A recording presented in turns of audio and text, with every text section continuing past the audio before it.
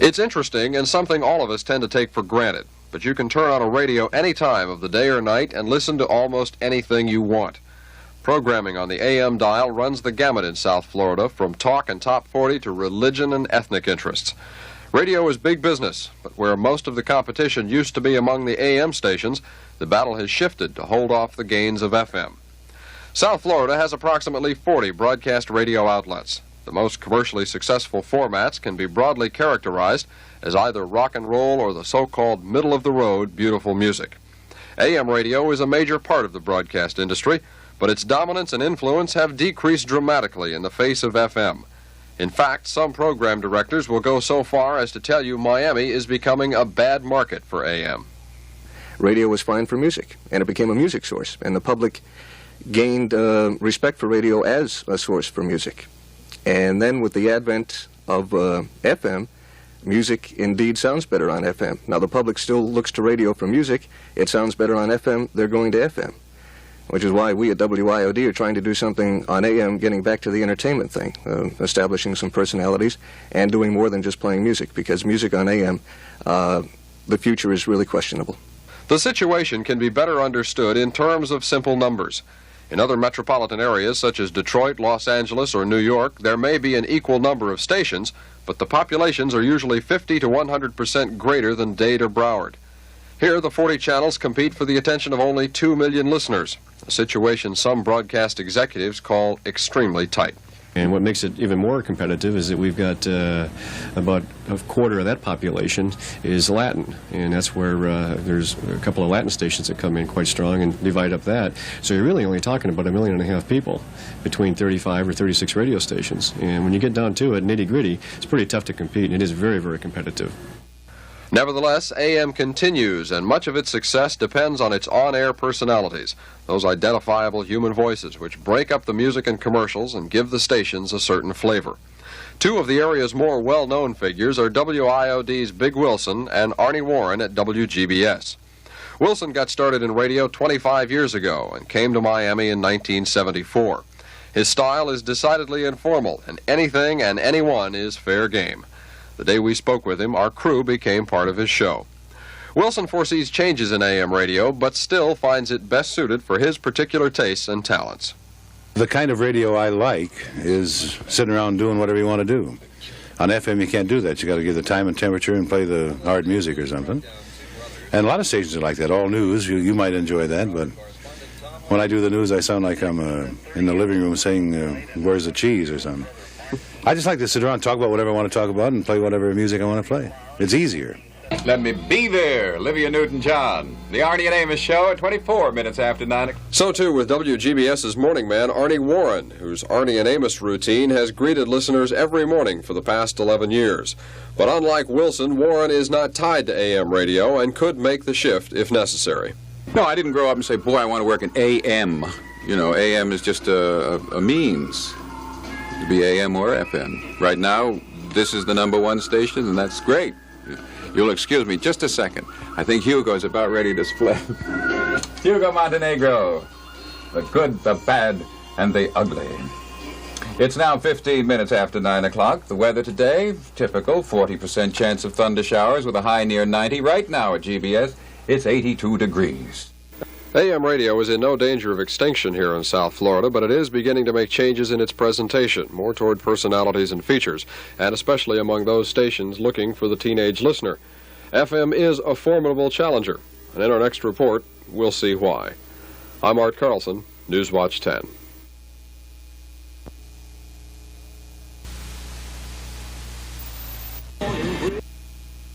There are two main reasons why FM radio has eclipsed AM in popularity during the past 5 years. One is stereo sound, and the other is automation. With a relatively small investment and with literally no more space than this, an AM radio station can nearly double its broadcast capabilities. And for an FM station, it means low overhead, small staff, and in many cases, very high profits. You'll find most FM stations do not have a local news department, do very limited public affairs, and they're basically all music, and it doesn't take a lot of expense to run an all-music radio station. On the other side, with AM radio, with With AM, you have to make a major commitment in news and public affairs and to the community, and it's a lot more expensive. I think you'll find an FM station even today not grossing as much as an AM. They may be taking more to bottom line profit, and I guess that's the name of the game. FM stations now outnumber the AM outlets in Dade-Broward, are every bit as competitive, and have an added advantage not found in many other metropolitan areas the size of South Florida, the environment. Because our terrain is flat and uncluttered with the skyscraper landscape of someplace like New York, an FM station with a moderately strong signal can cover an area of several counties. As a result, FM listenership is now far greater overall than AM, and perhaps not surprisingly, the rock and roll and beautiful music formats still come out tops in the ratings. Whether you're 24, 34, 44, 54, or older, there always was an era to you that was beautiful music. Whether you knew the words or not, that song was your favorite, and there'll always be beautiful music. Escape from the daily pressures, you know. It's all fun and lightness and free money, and it's kind of a bizarre release from reality, you know, and I think that's why it does. The ratings game used by every station is a tricky one and should be viewed cautiously, since the numbers used can usually make any station number one during some part of the day with at least one particular age group. Overall, though, among the broadcaster's coveted 18 to 49 age group, 4 rock stations lead the way, followed by a Spanish and beautiful music format. South Florida radio listeners are rather clearly polarized in their tastes. FM programming is every bit as varied as AM, but has one rather unique element unequaled by its counterpart. In our next report, we'll take a look at the so-called FM rock screamers, or the mouth that roars. I'm Art Carlson, Newswatch 10.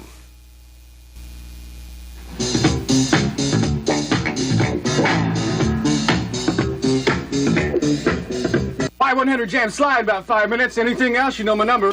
It's 314. This is the typical sound of WHYI-FM, or Y100 as it's more commonly known by its army of listeners. This driven atmosphere is carefully packaged and after extensive research aimed at the heart of the teenage listening audience.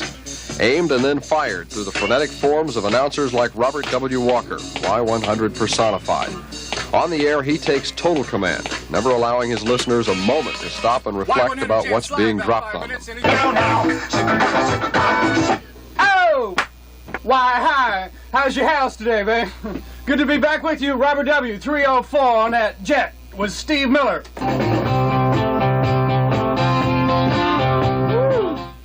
This non-stop motion and music, broken only by an occasional commercial, is the lifeblood of Y100. It is extremely successful. If you take the 18 to 49 age group most sought after, and then throw in the adolescent 12 to 18-year-olds, Y100 ends up boasting more listeners than any of the 40-odd stations in South Florida. Not a small feat considering the dominance of rock and roll in this market. But add a dash of insanity, and the right mix emerges. I think it's energy, it's good times. Good times are infectious, you know, and obviously there's very little reality in here. We just have a good time, and people pick up on that fact. Successful as Y100 is, it is not entirely original. Another high-energy FM rocker, WMJX or 96X, does reasonably well in the ratings battle, but legal hassles, including charges of contest fraud, have damaged its image somewhat and all but removed it from the pinnacle of kinetic high rock contention. This is Waxy, WAXY, Fort Lauderdale, Miami. With more music and Charlie Murdoch. Waxy 106, hit after hit, now! 17 years after he hit Miami and another radio age ago, Rick Shaw is still doing what he does best. Playing South Florida's oldest living teenager and resurrecting the music we all depended on at one time or another when we went through those years. Rick Shaw program until 7 o'clock. Rick and Roby from 7 until 9. And, of course, we cordially invite you and very respectfully request that you take us along. Be glad to supply the background music for whatever it is that you have in mind. Waxy, in its format of oldie moldy goldies, proves, according to Shaw, that the good old days of the 50s and 60s really were. And to prove it, he's wrangled his former cronies from the WQAM heydays of 11 and 12 years ago to join in by sending customized recordings from wherever they happen to be now. You might say programming by proxy. The result is a relatively successful operation, admittedly automated, but geared to the days of personality radio past. Back in the 60s, for example, no matter where you lived, in any major market in the United States, you could probably name 5 or 6 or 7 disc jockeys from your favorite station, or maybe even 2 if it was a nice competitive thing. Today, that's not the case. You stop the next 10 people walking down the street and say, name 5 disc jockeys. Most of them can't. Other broadcasters will tell you the oldies format is going the way of the dinosaur. In Rick Shaw's case, it remains to be seen how new he can keep the old and for how long. Any discussion of ethnic radio places Miami's WQBA at the top of the list. Broadcasting 24 hours a day, the station is virtually without rival on the AM dial. Among 18 to 49-year-olds, it has nearly twice the listenership of its nearest competitor. Aside from WCMQ AM and FM, there are no other all-Spanish stations in Miami serving the Cuban community, and no station, period, succeeding as well in attracting an audience. The 3 black stations in South Florida have been attracting a sizable number of listeners for years. They've proven to be every bit as competitive as any other station in the market. According to the latest rating figures, WRBD, or the Rockin' Big Daddy as it's called, holds a slight edge in popularity over WEDR-FM and WMBM. Also of interest are stations such as WMCU, WGLY, and WRHC, which deliver Christian religious formats. And there is talk. Odell teaches advanced biology to graduate students at the University of Miami, including a... The leader in non-musical radio is WKAT, located on Miami Beach. Never a great leader in the ratings, it has its devoted listeners nevertheless. From Lynn Russell and Jim Alton to Craig Worthing and Neil Rogers, every subject imaginable is dealt with, and everyone gets a chance to be part of the action. It's not just the fact that the talkmaster is sitting here and is in control. In fact, often that's not the case. Listeners have a chance to call in, and they can share their feelings and their anxieties and happy things too, problems, and their ideas, and it's a good feeling for them and for us. I think the interviewing part of the program, talking to 2 or 3 different people every day, I don't enjoy getting up that much at 4 in the morning, but the interviewing I enjoy. Public radio, such as WLRN, performs much the same service as public television station WPBT. A wide range of programs on sometimes offbeat subjects are presented, along with a liberal dose of all types of music, and all without commercials. With all these different types of programming, you may be asking yourself by now, is there anything that hasn't been done? Well, in the traditional sense, probably not. But the method of presentation is quite another matter, and there is a group of people here in South Florida who are working right now to change our established perceptions of the medium. A small group of volunteers, these people are trying to get the area's first community access radio channel on the air later this summer. If successful, station WDNA will be radio in its most democratic form. For anyone wishing to get on the airwaves will have only to ask for a chance. Its programming will be as varied as its listeners. Its success will not depend on its appeal to the majority, and it will definitely not fit anyone's existing pattern. Access radio exists as a reflection of the community in which it is.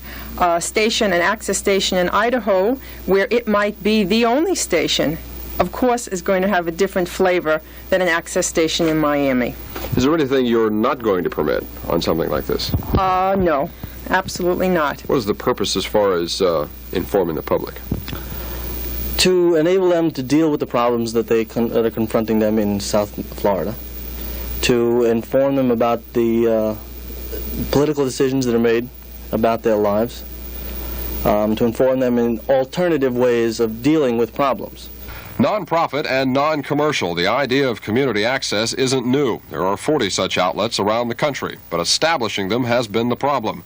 WDNA has been in the planning stage since 1974, and its starting date has been postponed twice. Still, it's an interesting idea that will bear attention.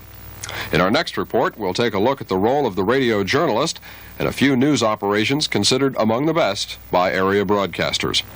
I'm Art Carlson, Newswatch 10.